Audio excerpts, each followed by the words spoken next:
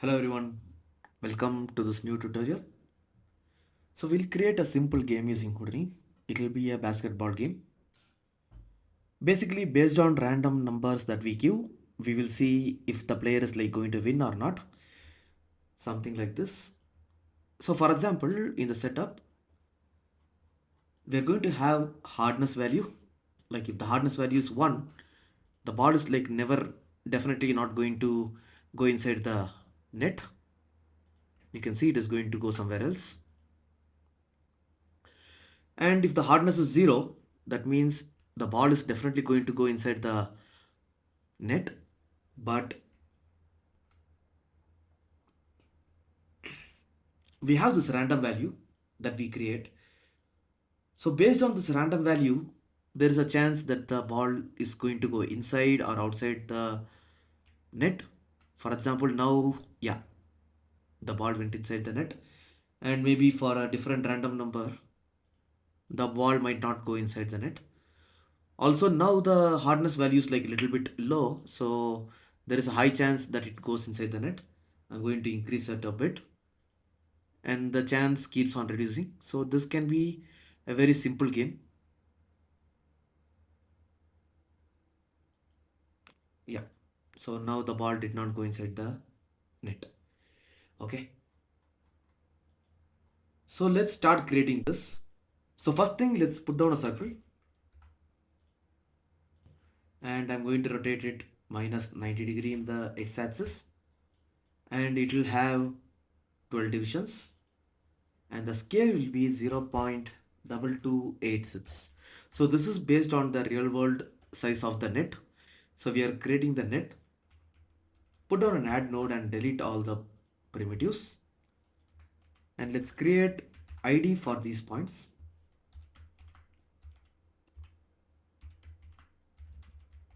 So we'll just assign the ptnum to id, and then we'll transform it.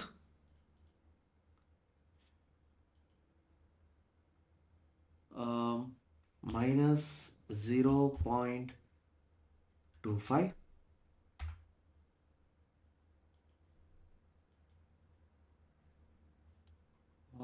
Sorry, it's minus 425.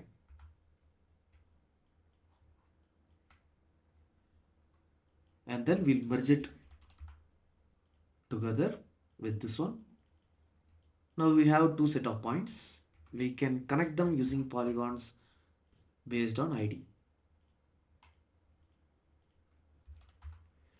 And we can rotate it to create the one shape of the net, minus 30 something. And we can just copy this again. And here it will be positive 30 point something. And we have the net.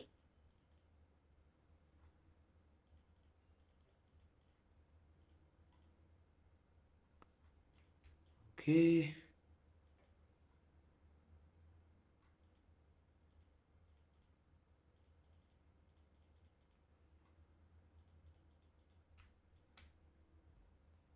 And then I'm going to resample these lines. The value I found working was 0.05. So we have some more polygons. Copy parameter and paste relative reference. Okay. So now what I want to do is I want to attach the top points so that they don't move. Okay. So for each connected piece, connected primitive, not this one, for each connected piece. So basically what I'm going to do is I'm going to take the topmost point, so that will be the last point in each primitive. If you visualize the points, the point number starts with 0 and the last point is what we need to attach. Okay, let's put on a wrangle. So the last point we can find out using n points 0 minus 1. You'll see what I mean. If I at ptnum equals n points 0 minus 1, we are going to put it in a group. I at group top equals 1. So n points will give the number of points. So we have 10 points, but point number starts from 0, so we need to minus 1. Okay, if that is the case, we are going to put it in a group. So we can just copy all this and paste it here also. We should have 1 point in the top group, so it works. And we are going to put down an attribute delete and delete this id attribute because it was causing some issue when I create the cloth simulation. And same here also. And let's put down two groups. We'll call this group A points and group B here. Okay, let's use vellum pack. I think first we need to create the vellum cloth. We'll put on vellum constraints and select string. Okay, and the same here. And then we'll put vellum pack to merge these two.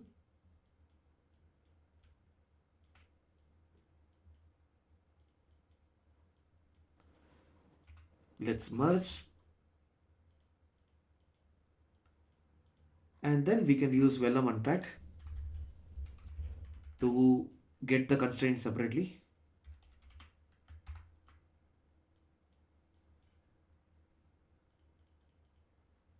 We forgot one thing. We need to turn off the single pass so that we get all the primitives. Okay, so we have the vellum unpack.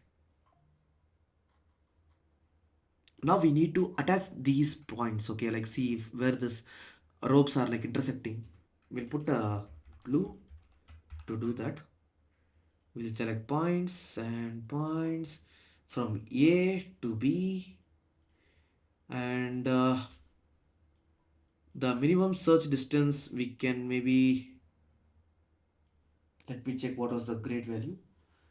So this value was 0.05.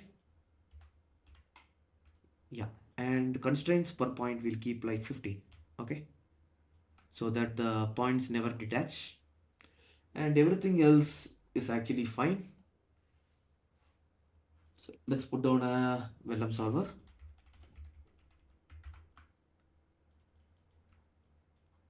And we should have the net. Okay, but it is falling. That is because in the vellum string we need to attach it. Okay, so the top group that we created, let's attach it. And now if you play, it's behaving properly. So let's copy this circle, create reference copy, and put down a poly wire and keep a value like 0 2. I think, I'm not sure, let me check.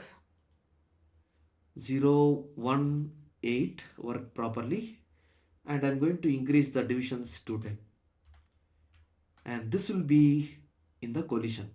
Okay,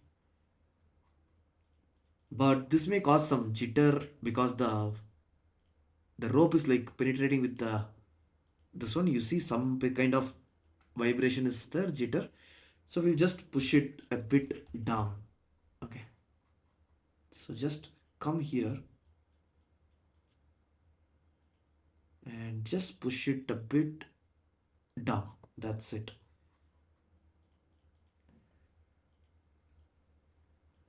A bit more, maybe 0.02. Yeah, something like this. And we should have a proper working net, not much vibration or anything. This should be just fine. Okay, and the cloths, sorry, the strings are not detaching also. So this is like perfect. Now what we'll do, we'll just take the ball out. Okay, first of all, we didn't create the ball actually. Let's put down a spear.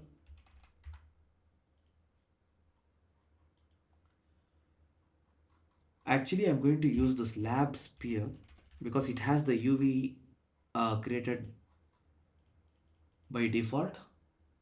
And the size of the ball I found is 0.238. And let's put on a transform.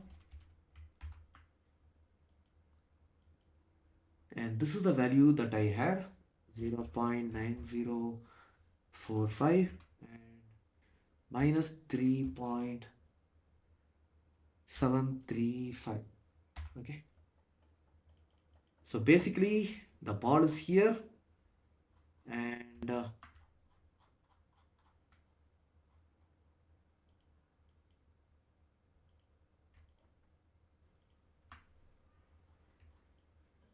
I think the ball is a bit higher. Mm, okay, so we forgot to push the circle by 3.05 meter. That is the official height of the net. Now you have the net a bit higher and the ball little bit downside. Basically, what we want to do is we need to apply some velocity to the spear, to the ball, so that it exactly falls in the net. Okay, let's put down an attribute wrangler,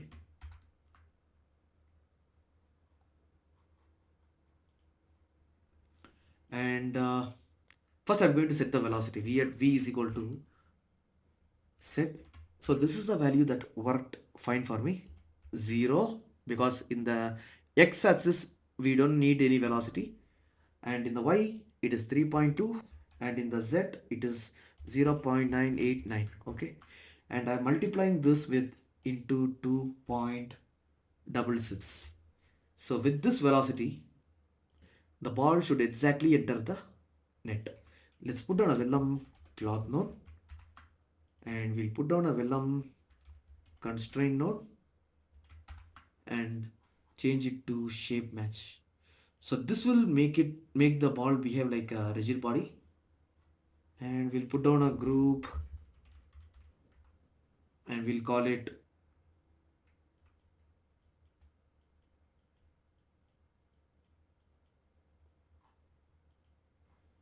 ball.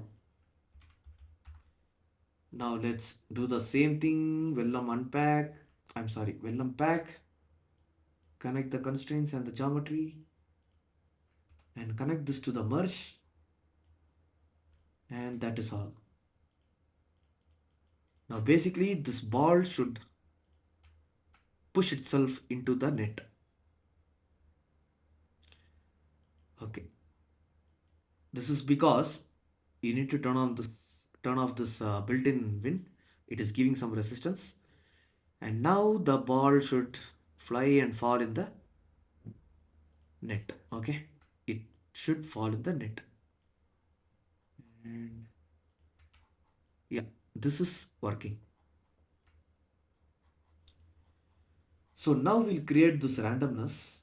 We'll create three random values and add them to x, y, and z. Okay, before that we'll create the hardness. F at hardness is equal to chf f hardness,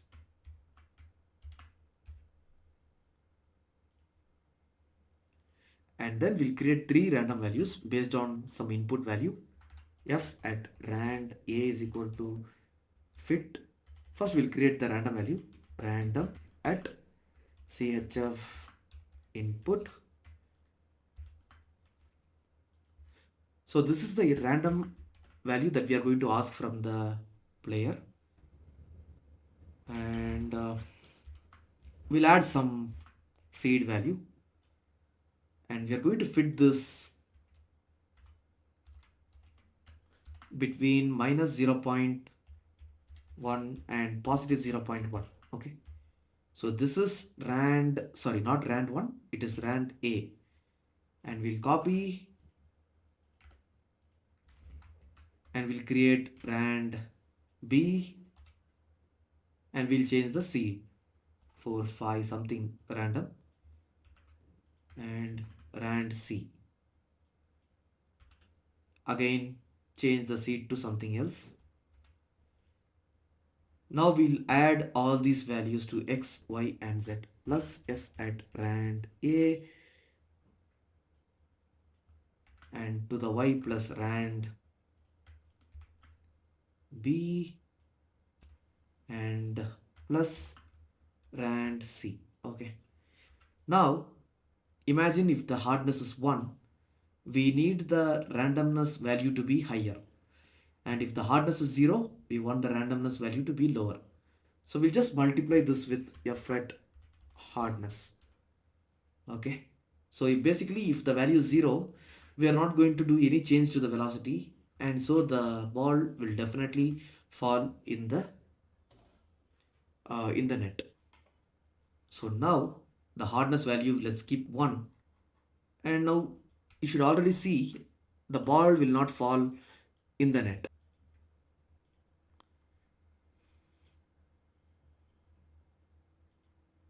So you can see because of the randomness, the ball is like a little bit left side, but you see this issue that you can easily solve it by increasing the substep. For example, let's increase it to 4, and with 4 substeps this issue should not be happening.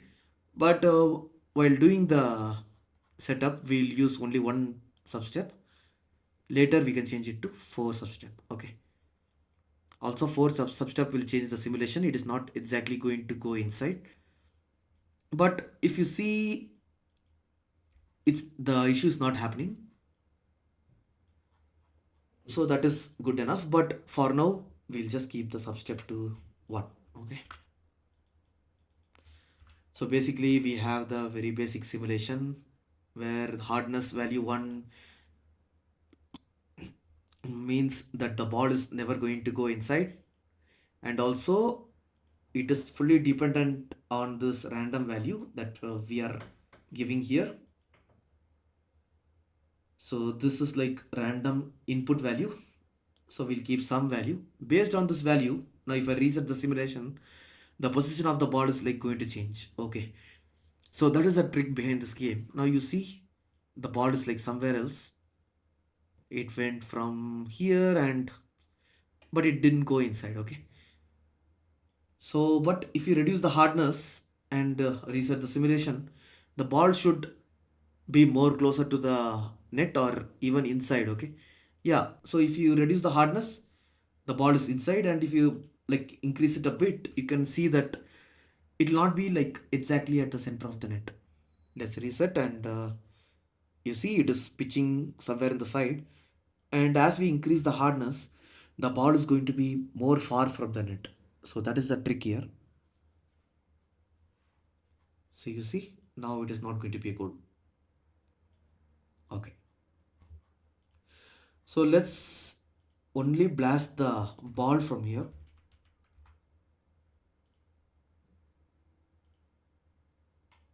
Delete not selected. Let's copy this and put on an object merge. Paste the ball and copy. Now bring in the circle. So this circle,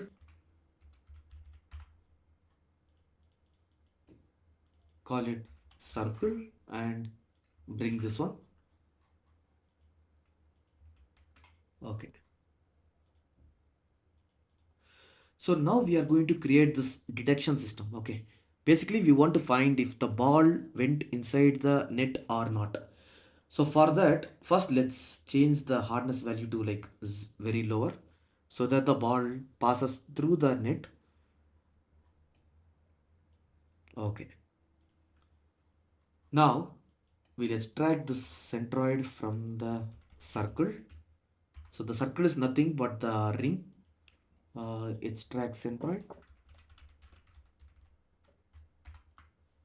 and detail, and I'm going to put down a transform.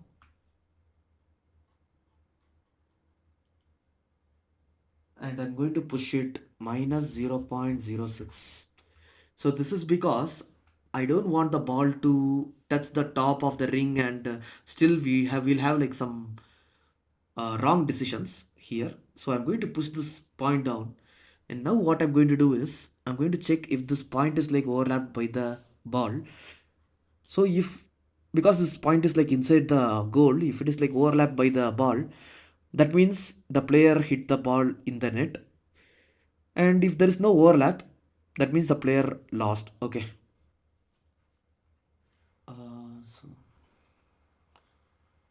So we have this point here. We'll put down a group node. and we'll connect the second input to the circle. Okay,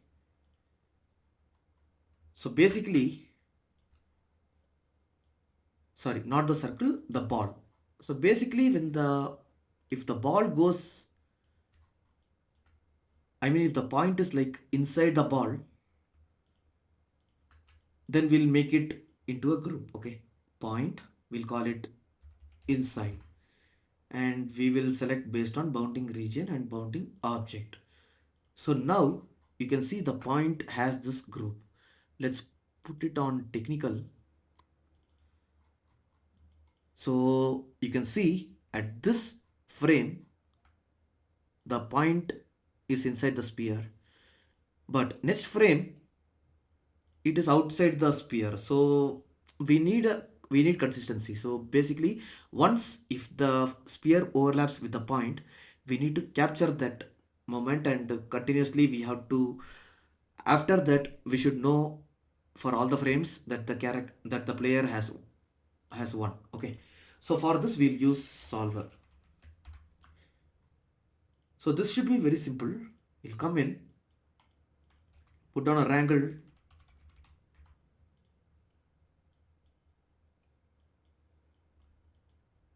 So if I at group inside equals 1, so if this is true, I'm going to call I at win is equal to 1. Okay, if not,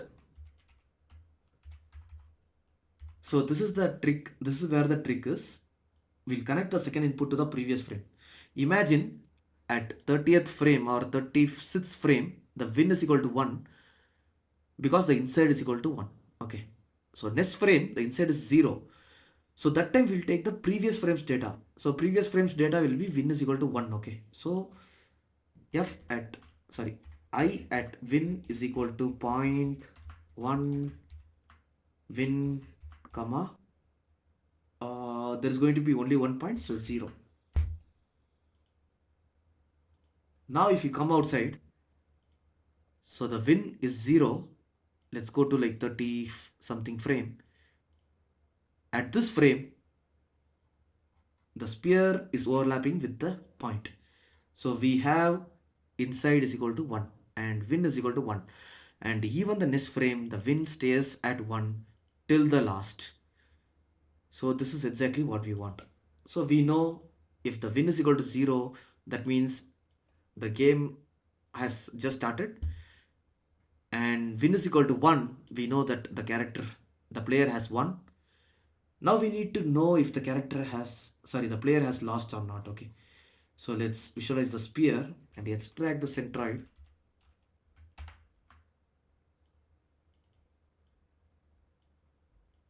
And connect it to the second input. And before that, I'm going to do one thing, that is for safeguard. So sometimes the sphere will not touch the point properly. So basically what we'll do is we'll put down a transform node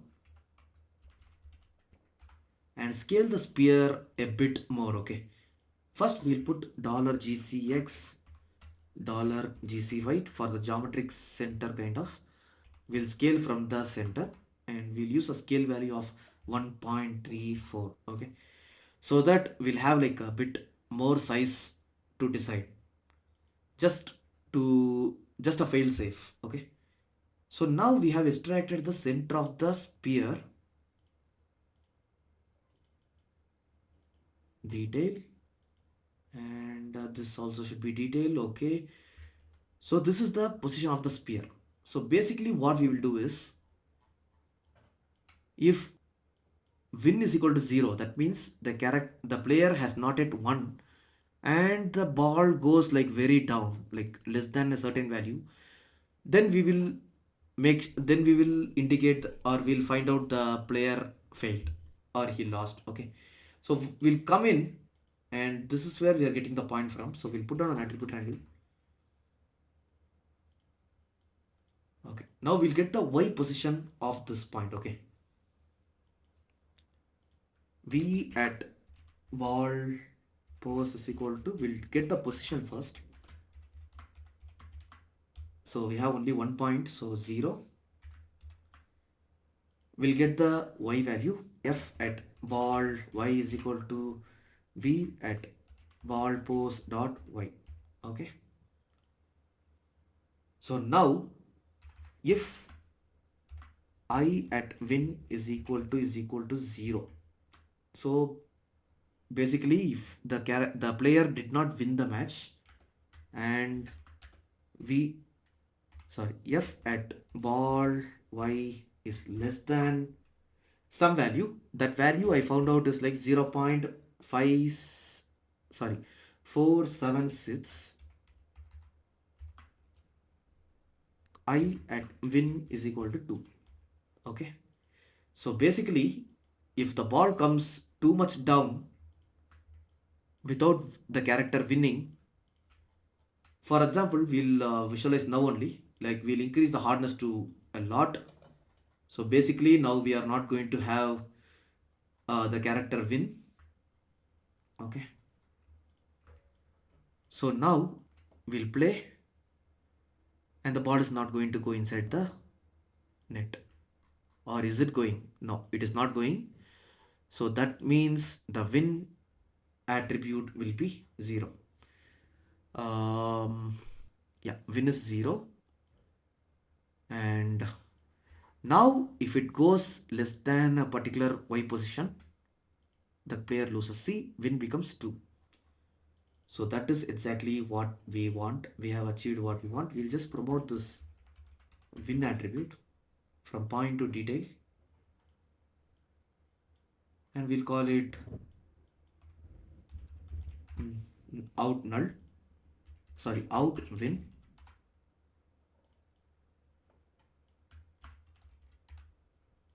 And now we can use this 0, 1 and 2 value to show different text. Okay, for example, I'm going to put a font, and I'm going to call it,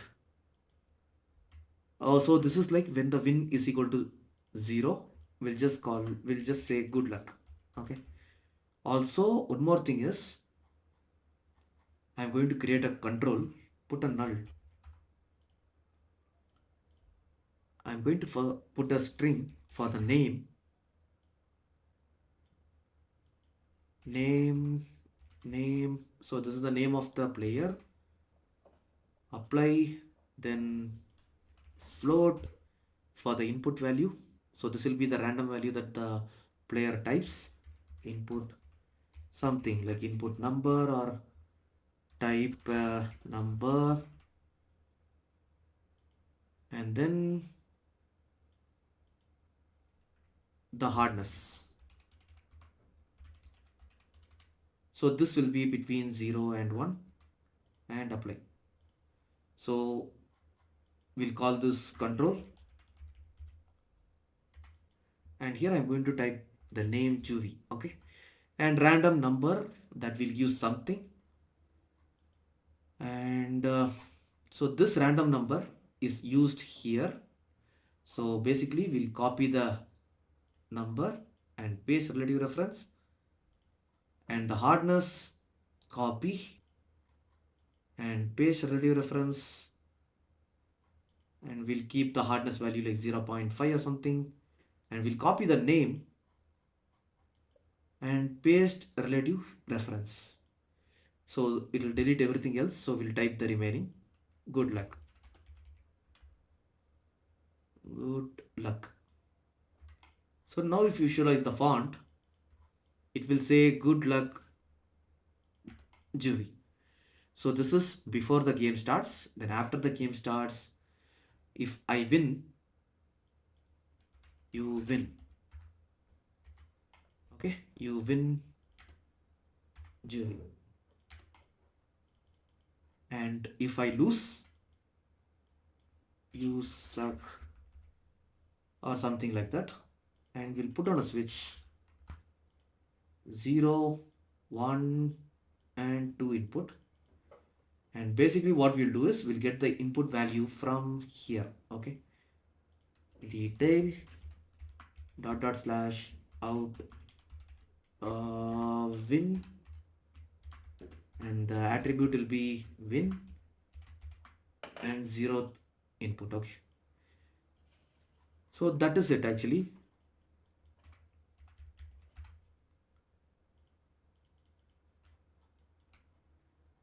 So let's merge everything together, the font, the ball, or the ball. We can actually import everything, we can connect everything here, and let's see what we have. Yeah, also the collision. Okay, now let's see if everything is working fine. So before the game starts, it is showing good luck Juvie. Actually, I need to transform this, rotate it.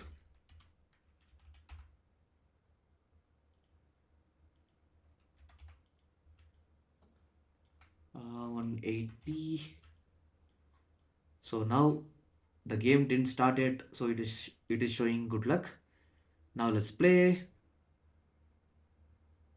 And did I win? Let's see if I am winning.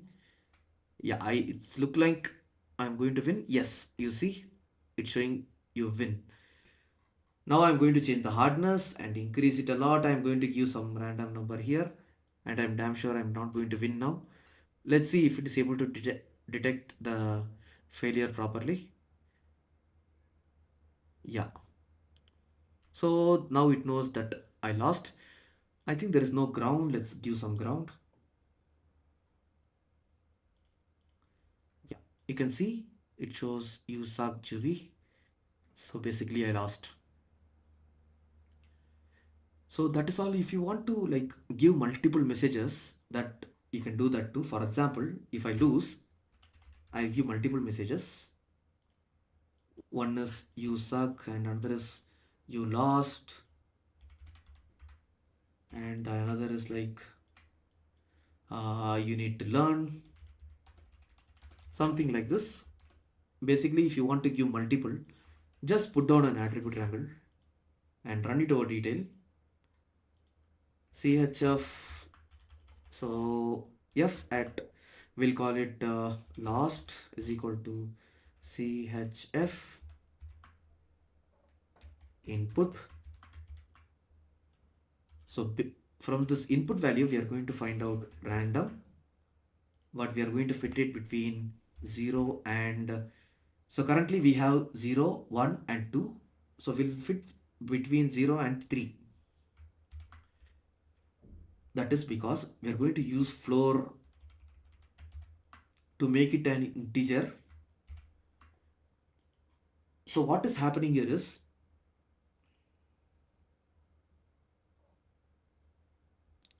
I forgot one bracket here and remove this bracket. Okay, so I at last, what is wrong?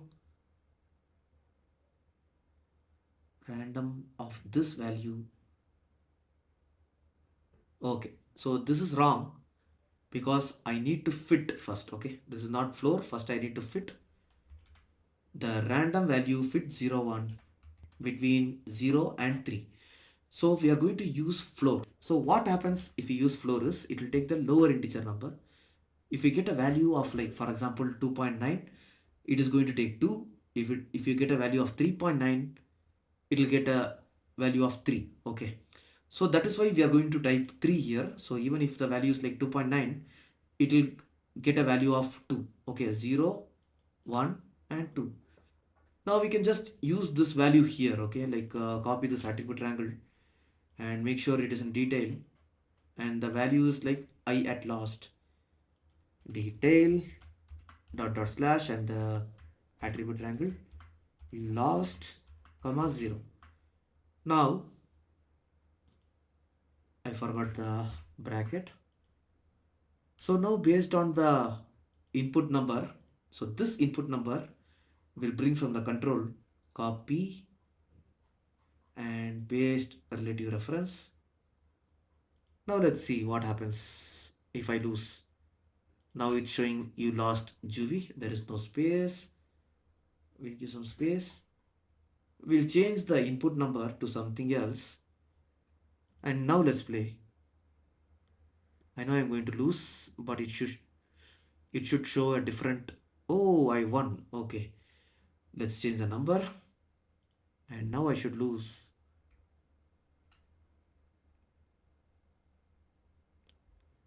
You need to learn Jivi. So it is basically showing a different value.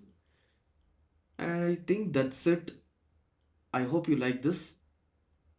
You can create a board on the back, like just a polygon I created, and you can connect it with the collider. I hope you like this tutorial. If you want the hip file and like how I rendered this, you can download the hip file from my Patreon. If you like to support me, you can subscribe to my Patreon. And I have three interesting courses. One is this cloud tutorial, and the second one is this drawing robot, where you can give any kind of curve and it will automatically draw and even render the output procedurally. And this is like a pedestrian course, Houdini crowd course, that will automatically create, that will procedurally create a signal system, and the crowds will follow the signal. They will turn right, left, stop, run, or walk based on the signal. Okay, so if you like any of this tutorial, the link is in description. If you like to simply support me, please subscribe to my Patreon, and you can download all the hip files too. Thank you.